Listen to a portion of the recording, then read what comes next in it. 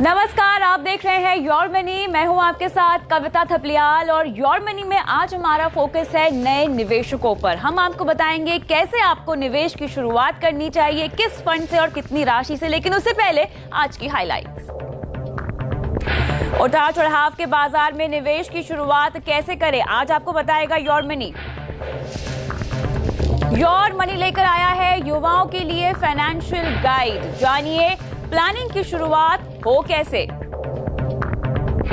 और अगर आप भी एक नए निवेशक हैं, पहली बार शुरुआत करना चाहते हैं अपने निवेश की और हमसे अपना सवाल पूछना चाहते हैं, तो टीवी पर देख रहे हो या फेसबुक पर लाइव कमेंट बॉक्स पे डालिए अपने सवाल। और आज आपके तमाम सवालों के जवाब देने के लिए मेरे साथ स्टूडियो में मौजूद है आनंद राठी प्राइवेट वेल्थ मैनेजमेंट की डिप्टी सीईओ फिरोज अजीज। फिरोज, स्वागत है आपका। Thank you. तो जैसा कि आज हमारा फोकस रहने वाला है नए निवेशकों पर, लेकिन उससे पहले हम आपके सामने कुछ आंकड़े पेश करेंगे। फिरोज, एमसी की रिपोर्ट के मुताबिक हमने देखा है कि लगभग 84% निवेशकों का इक्विटी स्कीमों की तरफ रुझान बढ़ा है। ये ताजा आंकड़े एमसी की रिपोर्ट से सामने आए हैं। इसके अलावा लगभग 12.2% निवेशकों का रुझान डेट स्कीम्स की ओर भी बढ़ा है, जहां पर लोग थोड़ा सा सुरक्षित महसूस करते हैं, जहां पे उन्हें फिक्स्ड रेट पर निवेश की जरूरत लगती है। आगे अगर हम बढ़े तो लगभग लिक्विड फंड्स की बात करें, मनी मार्केट्स की बात करें तो 1.9% निवेश इन कैटेगरीज में भी बढ़ता हुआ दिखाई दिया है। ये दिसंबर 2018 के ताजा आंकड़े हैं जो हम आपको बता रहे हैं। लेकिन साथ ही अगर हम इक्विटी में निवेश की बात करें, जो अगर समय की बात करें, समय अवधि की बात करें, इक्विटी फंड में कम से कम निवेशक 2 साल टिके रहते हैं। 2 साल का समय, 24 महीनों का समय वो अपने फंड को देते हैं, निवेशित रहते हैं उसमें। उतार चढ़ाव के बावजूद भी रिपोर्ट में ये बात सामने आई है कि लोगों का रुझान जो है वो इक्विटी में रहा है, इनफैक्ट बढ़ ही रहा है। अब इन तमाम आंकड़ों को देखते हुए अगर मैं आपसे मौजूदा ट्रेंड समझना चाहूं तो ये सारे आंकड़े किस ट्रेंड की ओर इशारा कर रहे हैं फिरोज? देखिए, एक क्लियर ट्रेंड की तरफ इशारा कर रहे हैं कि इंडियन एज अ कम्युनिटी बहुत कम इक्विटी में निवेश करते थे। स्टॉक मार्केट में म्यूचुअल फंड के द्वारा भी उनकी निवेश बहुत कम थी। अब जब जागरूकता जाग रही है and there is more education, तो काफ़ी देयर इज क्यूरियोसिटी बढ़ी है, एक अवेयरनेस बढ़ी है और इन्वेस्टमेंट की जो स्ट्रेटजी है वो भी सही है। जैसे आपने आंकड़ा दिखाया कि 2 साल तक निवेशित रहते हैं, खराब मार्केट में भी निवेशित रहते हैं। So I think the trend number 1 clearly is equity की तरफ लोगों की लॉजिकली उनकी इन्वेस्टमेंट्स बढ़नी चाहिए, जो कि बढ़ रही हैं। इतने अर्जों से नहीं थी इंडियंस की, तो I think that's one very very clear trend which is emerging. हाँ, लेकिन ताज्जुब की बात यहाँ पे मुझे ये लगती है कि उतार चढ़ाव के बावजूद भी लोगों का भरोसा इक्विटी में बढ़ रहा है। ये अपने आप में एक एसेट क्लास की ओर उनका जो रुझान है और खासतौर से इक्विटी को लेकर समझ भी एक तरह से बढ़ रही है। क्या ये इस बात को नहीं दिखाता? आई थिंक ये सेकंड ट्रेंड क्लियर है कि लोगों की जो स्ट्रेटजी है वो बेहतर हो रही है, क्योंकि 2013 में सेबी ने, security exchange board of India ने एक नियम निकाला था कि अवेयरनेस पे बहुत सारा पैसा खर्च होगा। तो उस अवेयरनेस से अब वो निवेशित हो रहे हैं। पहले किसी से सुन के वो निवेश करते थे और मात खा के फिर वापस अपने इक्विटी से परे चले जाते थे।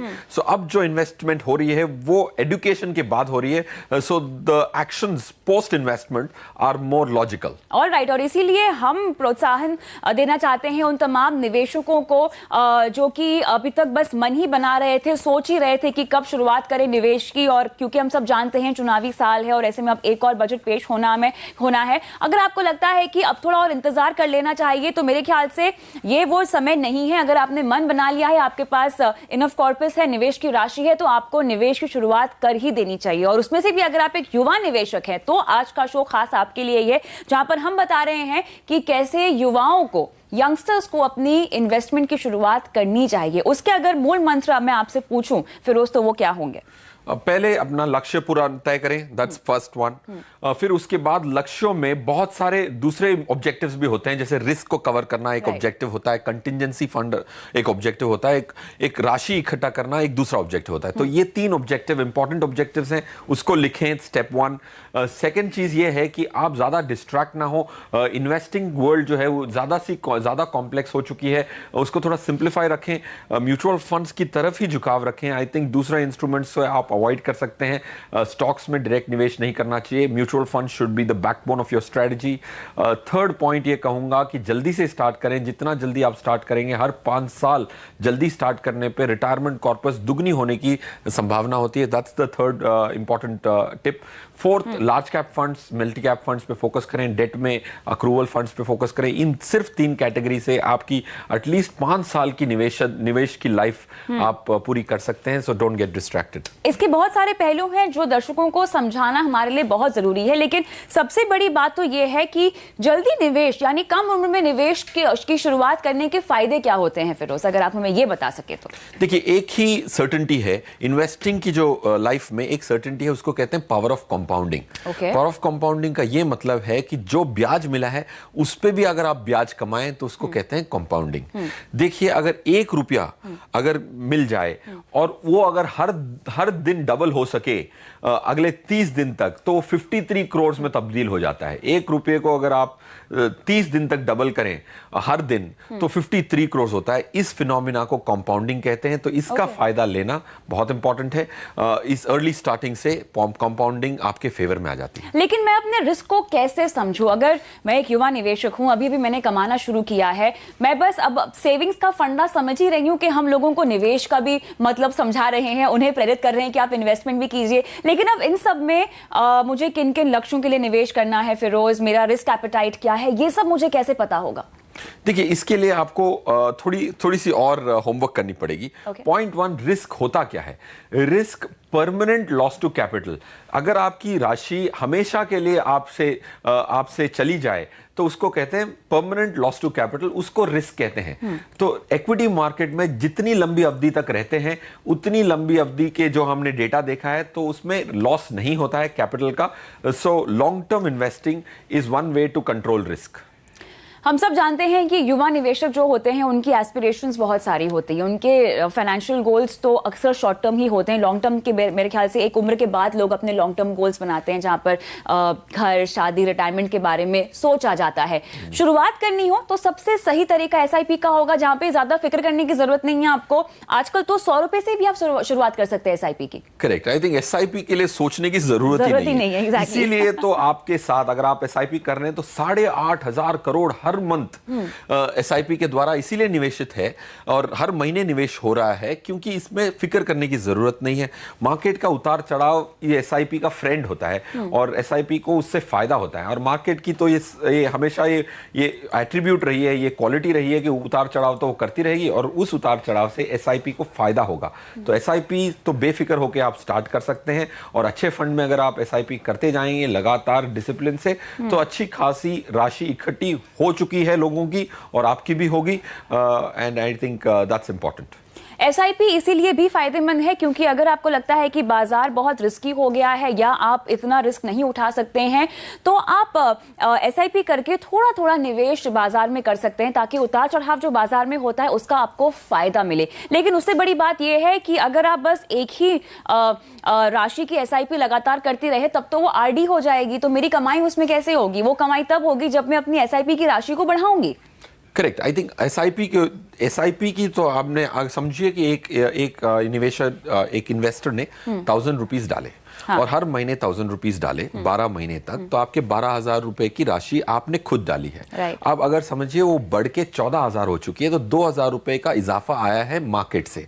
और अगले साल जब आपकी आय बढ़े तो आप 1,000 रुपए को अगर 2,000 रुपए में तब्दील कर देंगे और 2,000 रुपए अगले साल 12,000 ना इन्वेस्ट करके 24,000 इन्वेस्ट करेंगे, तो दोनों तरफ से फायदा होगा, मार्केट के भी और आपकी एक्स्ट्रा डिस्पोजेबल इनकम को भी आपको बढ़ाना चाहिए। हर साल आपको 10 से 15% से अपनी एसआईपी अमाउंट्स को बढ़ाना चाहिए एज अ थंब रूल। बड़ा सवाल फिरोज अब ये है कि मैं फंड्स का चुनाव कैसे करूं? हम यहाँ पे समझा तो रहे हैं कि आप शुरुआत कर लीजिए अपने निवेश की, आप बिल्कुल भी देरी मत कीजिए, 100 रुपए की एसआईपी से शुरुआत कीजिए, 500 रुपए से शुरुआत कीजिए। लेकिन कहां से हो शुरुआत? किस तरह के फंड से हो? म्यूचुअल फंड्स के लिए मुझे कहां खाता खोलना पड़ेगा? देखिए, शुरुआत करने के लिए पहले आज की डेट में तो आप डिजिटली भी अपना अकाउंट खोल सकते हैं। ऑनलाइन खोल सकते हैं आप? ऑनलाइन खोल सकते हैं। आपको आज की टेक्नोलॉजिकल टाइम फ्रेम में you can definitely go online, open an account account open करें, फिर डीमैट की जरूरत नहीं होती है। डीमैट अकाउंट की बिल्कुल जरूरत नहीं होती। डीमैट वो होता है, डीमैटेरियलाइज अकाउंट कहते हैं। शेयर बाजार में अगर आप शेयर खरीदते हैं डायरेक्टली तो आपको डीमैट की जरूरत पड़ती है। म्यूचुअल फंड में उसकी भी जरूरत नहीं पड़ती। It is as easy as 2-3 clicks of a button. Okay, लेकिन अगर किसी के पास डीमैट अकाउंट ऑलरेडी है तो क्या उसके जरिए वो म्यूचुअल फंड्स खरीद सकते हैं? उसके जरिए भी खरीद सकते हैं, बट हाँ। फिजिकल यूनिट्स बहुत सिंपल होते हैं। हाँ। डीमैटेड करने की जरूरत नहीं। अगर आपके पास डीमैट अकाउंट है तो अपने ब्रोकर को भी बोलेंगे तो ब्रोकर भी आपको म्यूचुअल फंड खरीदने में मदद कर सकता है। Alright. और आप डायरेक्ट भी खरीद सकते हैं। अगर आपको कॉस्ट कम करनी है तो रेगुलेटर ने, सेबी ने आपके लिए ये भी सुविधा प्राप्त कर दी है कि आप कॉस्ट कम करके भी निवेश कर सकते हैं। सो दैट्स अनदर मेथड, उसको कहते हैं डायरेक्ट इन्वेस्टिंग। और ब्रोकर्स भी इन्वेस्ट कर सकते हैं। डीमैट अकाउंट में आपकी क्रेडिट भी आ सकती है। और बट फंड कहां से चुने? योर मनी जरूर देखें, बिकॉज मैंने बहुत सारे पर्सनल फाइनेंस शोज देखे हैं। Of course your money definitely gives one of the best advice. Exactly. और नए निवेशकों को कहां निवेश करना चाहिए, कौन कौन से इक्विटी फंड्स अपने पोर्टफोलियो में शामिल करने चाहिए, 5 साल के रिटर्न के साथ हम आपको फंड्स के नाम भी बता रहे हैं, जहां पे रिलायंस लार्ज कैप फंड है, कोटक इमर्जिंग इक्विटी और मिरर एसेट इंडिया आपको फिरोज रेकमेंड कर रहे हैं। लेकिन बहुत दर्शकों के सवाल आने शुरू हो चुके हैं जो हमें लाइव देख रहे हैं टीवी पर या फेसबुक पर। हम आगे बढ़ते हैं, सीधा रुख करते हैं दर्शकों की ओर। और हमारे कुंदन रॉय पहले दर्शक हैं जो फोन लाइन पर हमारे साथ है। 29 साल की इनकी उम्र है और ये पहली बार निवेश करने जा रहे हैं। योर मनी से अपनी सलाह चाहते हैं। हाय कुंदन, कैसे हैं आप? नमस्ते मैम, मैं कुंदन रॉय कोलकाता से बोल रहा हूँ। मैं ठीक हूँ मैम, आप कैसे हैं? बिल्कुल ठीक, थैंक यू। ओके, तो आपने निवेश की शुरुआत करनी है, बताएं क्या प्लानिंग है आपकी, किस लक्ष्य के लिए कर रहे हैं, कितना निवेश कर पाएंगे? एक्चुअली मेरे पास अभी कुछ 9 लाख रुपीस लमसम है और मैं 18 से 20,000 रुपीस पर मंथ का एसआईपी कर सकता हूँ। ओके। और मेरा जो लक्ष्य है वो 10-12 साल के बाद मुझे 1 करोड़ रुपये चाहिए। 10 से 12 साल के बाद आपको चाहिए 1 करोड़। ओके, जी हाँ मैम। ठीक है। 50 लाख का मुझे घर खरीदना है और 50 लाख का मुझे चाइल्ड एजुकेशन के लिए रखना है। ठीक है, तो इसके लिए आप अभी 18 से 20,000 तक का निवेश कर सकते हैं हर महीना। जी हाँ मैम। 9 लाख के अलावा मैं बोल रही हूँ। लमसम मेरे पास 9 लाख रुपीस है। हाँ। और मैं 18 से 20,000 रुपया का लमसम एसआईपी पर मंथ कर सकते हैं। चलिए, बहुत अच्छा सवाल है आपका और आपके पास अच्छी खासी निवेश करने लायक पूंजी भी है। तो ये शुरुआत कैसे करें? अब लमसम एक साथ तो बाजार में लगाएंगे नहीं, क्योंकि देखिए बाजार काफी उतार चढ़ाव से भरा हुआ है। और वैसे भी लमसम पहली बार ये निवेश कर रहे हैं तो एसटीपी के जरिए निवेश करना चाहिए। एसटीपी का मतलब क्या होगा इनके लिए? ऑफ कोर्स, अगर 9 लाख रुपए की राशि कुंदन जी ऑलरेडी इकट्ठा कर चुके हैं और आगे भी मंथली इकट्ठा करना चाहते हैं तो 9 लाख को सिस्टमैटिक ट्रांसफर प्लान में से आपको निवेश करना है। उसकी 70% जो राशि है आपकी लमसम वाली, उसको आपको इक्विटी में डालना है, 30% को डेट में डालना है। आपकी उम्र को देखते हुए मैं कहूंगा कि 70-30 एक अच्छा एसेट एलोकेशन होगा। पॉइंट 1। पॉइंट 2, जैसे कविता जी ने कहा, सिस्टमैटिक ट्रांसफर प्लान, जिसका एब्रिविएशन है एसटीपी। इसमें क्या होता है कि आप एक लिक्विड फंड या एक बहुत शॉर्ट टर्म इन्वेस्टमेंट वेन्यू में अपने पैसे डालते हैं जो बहुत सेफ होता है और उसमें से धीमे धीमे थोड़े थोड़े करके मंथली या वीकली अपने पैसे को इक्विटी में ट्रांसफर करने के कॉन्सेप्ट को एसटीपी कहते हैं। और ये बहुत फायदेमंद कॉन्सेप्ट है, स्पेशली जैसे अब इलेक्शन आ रहा है, मार्केट में वॉलेटिलिटी होगी, तो एसटीपी की जानकारी प्राप्त करना हर निवेशक के लिए इंपॉर्टेंट है। और 70% ऑफ 9 लाख इज 6.3 लाख। इसको आपको एसटीपी के द्वारा 12 महीने में निवेश करना चाहिए। 2.7 लाख को आपको डेट में निवेश करना चाहिए। और जो मंथली इंस्टॉलमेंट्स हैं उसको आप सिर्फ इक्विटी में इन्वेस्ट करें, बिकॉज आपका गोल जो है 10 साल दूर है। अगर ये पैसा अगर 13 से 14% की रिटर्न बनाएगा तो कुंदन जी का जो 1 करोड़ का लक्ष्य है वो पूरा हो जाएगा 10 साल में। ऑलराइट, अब कौन कौन से फंड्स इनको अपने पोर्टफोलियो में शामिल करने चाहिए? लमसम और एसआईपी सेम फंड्स की यूज करनी चाहिए मेरे हिसाब से, because the funds are good. Point 1, Reliance large cap एक अच्छा स्कीम है। Kotak standard multi cap, Mirae India equity fund, ये 3 स्कीम्स जो हैं, 2 मल्टी कैप स्कीम्स हो गई, एक लार्ज कैप स्कीम हो गई। एंड अगर आप और मिड कैप स्कीम में देखें तो HDFC mid cap opportunities, Canara Robeco emerging equities भी एक अच्छी स्कीम्स हैं। डेट साइड में Franklin Templeton dynamic accrual, ICICI regular savings. So these are the 7 schemes और for your lump sum and your SIP investment. तो एसटीपी के लिए कौन से फंड शामिल कर रहे हैं अपने पोर्टफोलियो में? जो भी फंड हाउस आप रेकमेंड कर रहे हैं उन्हीं का ही लिक्विड फंड ले लें? बिल्कुल, ये 5 स्कीम्स जो इक्विटी की हमने कुंदन जी को रेकमेंड की हैं, उसी की स्कीम्स में लिक्विड फंड आपको चूज करना है और लिक्विड फंड से एसटीपी का इंस्ट्रक्शन देना है। आप हर 15 दिन की भी एसटीपी कर सकते हैं, वीकली एसटीपी कर सकते हैं, ताकि धीमे धीमे ये पैसा आपका डेट से चेंज होके इक्विटी में तब्दील हो जाए। ऑलराइट कुंदन, उम्मीद करते हैं कि आपने फंड्स के नाम नोट डाउन कर लिए हो और साथ ही आपको समझ में आ गया हो कि आपको कितनी राशि की एसटीपी करनी है और एसआईपी आपको किन फंड्स में करनी है। और इस कड़ी में मेरे अगले दर्शक मेरे साथ जुड़ गए हैं। संदीप, नमस्कार संदीप, कैसे हैं आप? कहां से बोल रहे हैं? कुछ बताएं अपने बारे में। चलिए, इनसे संपर्क टूट गया है, लेकिन हम जुड़ते हैं इनसे फोन लाइन पर। उनका सवाल भी मेरे पास है फिरोज, जो मैं आपको बता दूं। 32 साल की इनकी उम्र है और एक लार्ज कैप फंड में इन्हें निवेश करना है, जिसको लेकर ये सवाल पूछ रहे हैं। कंफ्यूज हैं ये दरअसल कि रिलायंस लार्ज कैप या एक्सिस ब्लू चिप में से कौन सा चुने। संदीप फोन लाइन पर भी है मेरे साथ। नमस्कार संदीप, कैसे हैं आप? फाइन। ऑलराइट, तो आपने अभी तक जो निवेश किया हुआ है वो मोतीलाल ओसवाल मल्टी कैप का ही है, जिसमें आप 2 साल से निवेशित हैं? हाँ जी मैम। ठीक है, आपको और एक लार्ज कैप चाहिए अपने पोर्टफोलियो में। 20 साल के लिए आप निवेश करेंगे। आपका लक्ष्य क्या है? क्यों निवेश करना चाहते हैं आप? रिटायरमेंट प्लानिंग एंड बच्चे के एजुकेशन के। कोई कॉर्पस आपने जहन में अभी डिसाइड किया है? कोई अमाउंट जो आप इकट्ठा करना चाहते हैं? About 5 to 6 crore. 5 से 6 करोड़, दोनों के बीच में 1 करोड़ का फर्क होता है, जिसके लिए आपको निवेश बढ़ाना होगा। कितना निवेश करेंगे हर महीना? हर महीना 5000। ऑलरेडी दूसरे इसमें निवेश है मेरे। करीबन टोटल मेरा 30,000 तक निवेश है। ऑलराइट, चलिए झटपट फिरोज, समय थोड़ा सा कम है हमारे पास, लेकिन अब संदीप को शुरुआत कैसे करनी है? थोड़ा सा इनका टारगेट मुश्किल लग रहा है। करेक्ट, आई थिंक 32 इयर्स के हैं, तो फॉर्चुनेटली और 25-30 साल है इनके पास। हाँ। और अगर ये 30,000 की एसआईपी ऑलरेडी कर रहे हैं और ये 5,000 से एसआईपी बढ़ाने की सोच और रहे हैं, तो आई थिंक इट इज ऐसे जैसे आय बढ़ेगी वो बढ़ा लेंगे। 20 साल का निवेश है, सॉरी 25-30 नहीं है। 20 साल is good time frame. Point 1। Point 2, अगर आपको एक्सिस ब्लू चिप या रिलायंस लार्ज कैप में चुनाव करना है, पास्ट परफॉर्मेंस के हिसाब से axis blue chip will win, but I think future prospect के हिसाब से रिलायंस लार्ज कैप, जो शैलेश राजबान का फंड है, उनकी पास्ट परफॉर्मेंस कंपेयर करेंगे तो एक्सिस ब्लू चिप से कम आएगी, बट मेरे हिसाब से फ्यूचर प्रोस्पेक्ट्स, उसके अंदर जो स्टॉक्स हैं 45-50 जो शेयर्स हैं, उसकी पोटेंशियल ज्यादा है, उनकी टारगेट एनएवी ज्यादा है। So I would definitely vote for Reliance large cap at this moment. Alright Sandeep, उम्मीद करते हैं कि आपको सलाह समझ में आ गई हो, लेकिन शो को समाप्त करने का समय हो गया है। फिरोज, जल्दी से आपका पर्सनल फाइनेंशियल प्लानिंग टिप जो आप युवा निवेशकों को देना चाहते हैं। So personal finance tip के हिसाब से I would say that make sure that you don't put